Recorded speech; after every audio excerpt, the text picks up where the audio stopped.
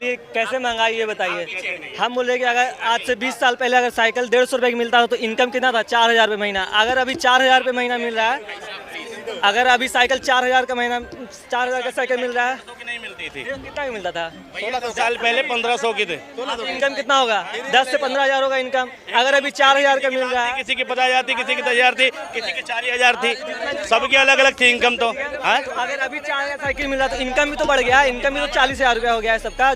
ये फंस गया सीएम। इनका नहीं पता। इसी देश में महंगाई नहीं है, देश तरक्की कर रहा है, मगर कहाँ कर रहा है नहीं पता। ठीक है, देश में हर पल से सड़कें बन रही हैं। ठीक है, देश डेवलप कर रहा है और आज अमेरिका में बड़ी इज्जत हो गई, लेकिन कैसे हो रही है नहीं पता। तो भैया जैसे लोग है वैसा ज्ञान। फैन किसके हैं? बाबा जुटलेश्वर के। तो जुटलेश्वर के तो झूठी बोलेंगे ना। बाबा जुटलेश्वर कौन है? अरे बाबा मोदी। तो दोस्तों वीडियो देखकर आप समझ गए होंगे कि आज के वीडियो किस टॉपिक पर होने वाला है। और वीडियो शुरू करने से पहले बता दूं कि इस चश्मे वाले भाई ने इन लोगों को कुछ ऐसा जवाब दिया कि आप सुनने के बाद हंस के लोटपोट भी होने वाले हैं। तो आखिर इस चश्मे वाले ने क्या कुछ कहा है, सब जानने के लिए वीडियो को एंड तक देखें। तो चलिए बिना देर किए वीडियो को स्टार्ट करते हैं। पहला काम जो मोदी जी ने किया, देश में डेमोक्रेसी को बचाने का काम किया, उसमें मैं तर्क के साथ देता। पहला, जब एक बार पार्लियामेंट में बिल आता है, राष्ट्रपति के उसमें सिग्नेचर होते हैं, मीडिया के सामने राहुल गांधी उस बिल को फाड़ देते हैं। तो वो कंडीशन अब नहीं बन रही। एक तरह से उस डेमोक्रेसी को बचाने का काम किया जा रहा है। दूसरी बात, जब इमरजेंसी लगती है, राष्ट्रपति को बगैर इंफॉर्मेशन दिए और देश के अंदर इमरजेंसी लगा दी जाती है। इस तरह कब लगी थी इमरजेंसी? 1975 में जो इमरजेंसी लगाई, कितना गजब टूबी बात। तीसरा काम जो किया, हमारी जो ग्लोबल रेपुटेशन है, ग्लोबल रेपुटेशन इंक्रीज हुई। जो हमारे रिलेशन अमेरिका के साथ भी हैं, रसिया के साथ में भी हैं।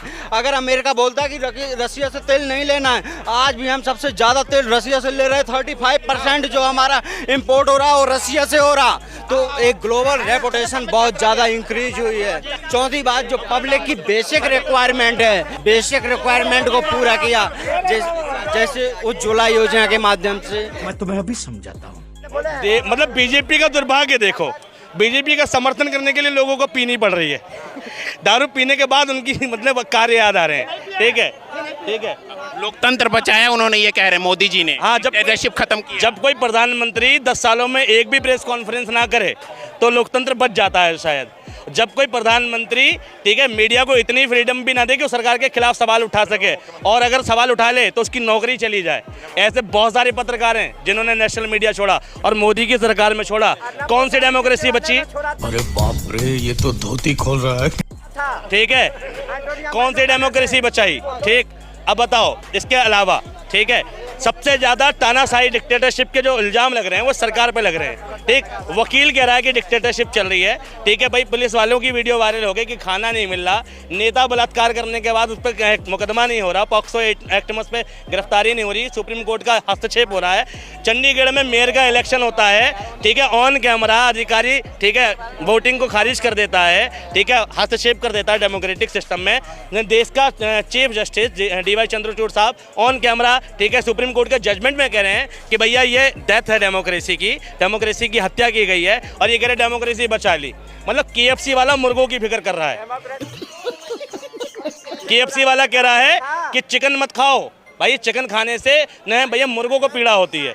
यानी मोदी जी डेमोक्रेसी को इसके बारे में कह रहे हैं कि जो डेमोक्रेसी बचा मोदी जी। राष्ट्रपति का अपमान करे, जो लोग इमरजेंसी लगाए और डेमोक्रेसी बचाने की दुहाई दे, ये कहाँ तक सच है? उसको तो नहीं बोलना चाहिए। देखिए, राष्ट्रपति सम्मान बताता हूँ। जब राम मंदिर का पूजन हुआ तब राष्ट्रपति की फोटो देखी थी आपने? नहीं देखी थी। और जब प्राण प्रतिष्ठा हुई तब राष्ट्रपति की फोटो देखी थी? तब कहाँ थे राष्ट्रपति जी? जब सम्मान लगाए करके छोड़िए, आप क्या बोल रहे हैं? आप बोलिए। राजेंद्र प्रसाद की ये कांग्रेस के तलबे चाटने वाले कल भी 2 कौड़ी के थे, आज भी 2 कौड़ी के ही हैं। ये फंस गया सीएम। डेमोक्रेसी की बात करते हैं ना, अरे 84 के डेमोक्रेसी कहाँ गई थी? जब इमरजेंसी लगाया था, जब सिख दंगे हुए थे, 77 में जब इमरजेंसी लगाया था, क्या डेमोक्रेसी? अरे डेमोक्रेसी मोदी जी का है जो तुम खड़े होकर मोदी जी को खा के मोदी जी को गाली दे रहे हो। क्या बोले मैं? तुमने 84 में क्या किया? मैंने एक मिनट 84 में इमरजेंसी लगी तो तुमने क्या किया? क्या योगदान था इमरजेंसी को हटाने के पीछे तुम्हारा? तुमने इंदिरा गांधी के खिलाफ क्या किया उस टाइम पर? और देश की मीडिया ने क्या किया और बाकी लोगों ने क्या किया जो भी चाटुकारिता कर रहे हैं, ठीक है? उनमें से एक रजत शर्मा जो था वो अरुण जेटली का क्लासमेट था, तो उसने आवाज़ उठाई, वो बेचारा जेल में था, ठीक है? एक उसकी तो बात पता है। तुमने 84 के दंगों 84, ठीक है, 84 में 75 में इमरजेंसी लगी थी, तो तुम्हारा क्या योगदान था? तो एक बयान बताओ, तुमने कोई किताब लिखी हो उसके खिलाफ? दूसरों पे उंगली उठाने से पहले, रजत शर्मा पर पहुंचने से पहले अर्नब गोस्वामी पर भी जाओ। ये मत समझो कि तुम ही बड़े ज्ञान लेके यहाँ बखारने आ जाते हो। तुम ज्ञान तुम सारा आज इंदिरा गांधी जिंदा है। इमरजेंसी इंदिरा गांधी ने लगाई थी, इंदिरा गांधी जिंदा है। मत क्यों सवाल करोगे? इंदिरा गांधी, सोनिया गांधी थी इमरजेंसी के दौरान पे देश की नेता। सोनिया गांधी लोकसभा का इलेक्शन भी लड़ रही थी उस टाइम पे। ये बताओ, सोनिया गांधी लोकसभा का इलेक्शन भी लड़ रही थी उस टाइम पे जब इंदिरा गांधी इमरजेंसी लगा चुकी थी। तो सोनिया गांधी सवाल क्यों करें? राहुल गांधी, अरे क्यों ना करो, सुनो, अरे आज की बात करो। तोते ही पहन का है, मोदी जी के तोते बन का है, सुनो। कैसे महंगाई ये बताइए। हम बोले कि अगर आज से 20 साल पहले अगर साइकिल 150 रुपए की मिलता था तो इनकम कितना था? 4000 रुपये महीना। अगर अभी 4000 रुपये महीना मिल रहा है, अगर अभी साइकिल 4000 का महीना, 4000 का साइकिल मिल रहा है, नहीं मिलती थी। कितना की मिलता था? 16 साल पहले 1500 की थे। इनकम कितना होगा? 10 से 15,000 होगा इनकम। अगर अभी 4000 का मिल रहा है, किसी की 50,000 थी, किसी की 10,000 थी, किसी की 4000 थी, सबकी अलग अलग थी इनकम। तो अगर अभी 4000 साइकिल मिल रहा है तो इनकम भी तो बढ़ गया। इनकम भी तो 40,000 रुपया हो गया है सबका। तेरा तो गेम बजाना पड़ेगा। अभी इसने नहीं, इसने बोला तो सही भाई ने, लेकिन एग्जाम्पल गलत चुन लिया। इनकम 3000 रुपये थी 10 साल पहले, है ना, 15 साल पहले, ठीक है, 3000 थी। आज इनकम जो लेबर हो गई वो 10,000 रुपये हो गई। कितनी बड़ी? 3 गुना, है ना। साइकिल 1000 की थी, आज 4000 की मिलती है। कितनी बड़ी? 4 गुना। हाँ, मतलब मिनिमम 4000 की है। बच्चों तो बताओ, 5000 की साइकिल, यानी साइकिल की कीमत 5 गुना बढ़ी और इनकम 3 गुना। अब बताओ महंगाई कैसे बढ़ गया? इनकम बढ़ा तभी तो एसी कूलर में सो रहा है। तुम्हारे घर एकदम है, एकदम एसी। कहाँ पे रहते हो तुम? कहाँ पे? बिहार में रहते हैं। बिहार में रहते हो, एसी है भाई। इन्होंने कैमरे पे झूठ बोल दिया। अच्छा बताओ, अभी दिखा देगा मोबाइल पे। मोबाइल पे नहीं है घर में, मोबाइल में फोटो नहीं है।